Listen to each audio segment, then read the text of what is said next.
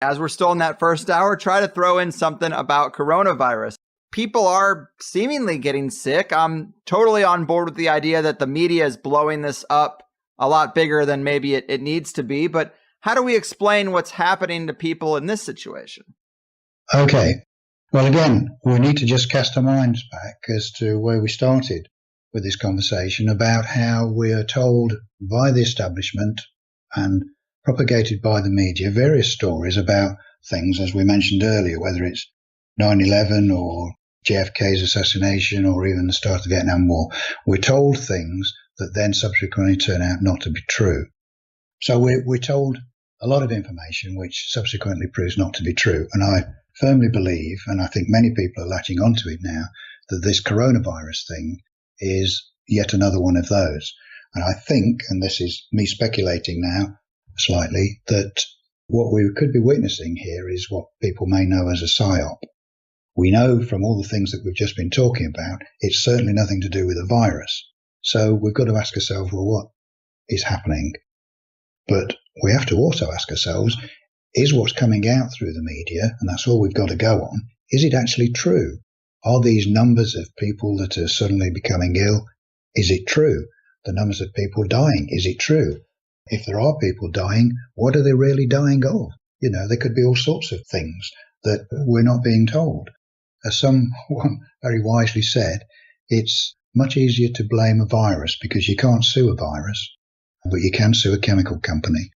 And it could be as simple as that.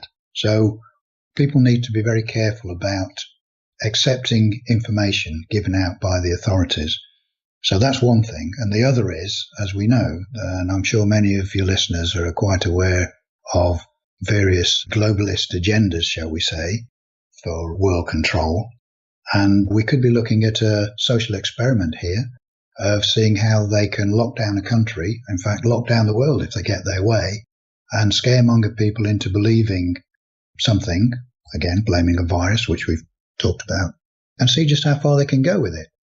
And on the back of this, as many people are already fearing, they're racing to produce a vaccine for this coronavirus. And what's the betting? They're then going to try and make it compulsory, and so bring in compulsory vaccination.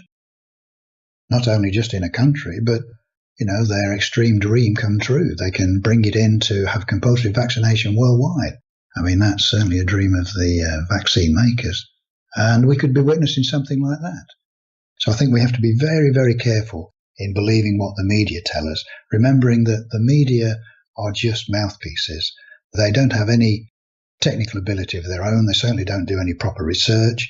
They just do what they're told. They're given a script, they announce it to the public, and that's as far as it goes. Fake stories without checking facts first. The sharing of biased and false news has become all too common on social media. More alarmingly, some media outlets publish fake stories that simply aren't true without checking facts first. Unfortunately, some members of the media use their platforms to push their own personal bias and agenda to control exactly what people think. And this is extremely dangerous to our democracy.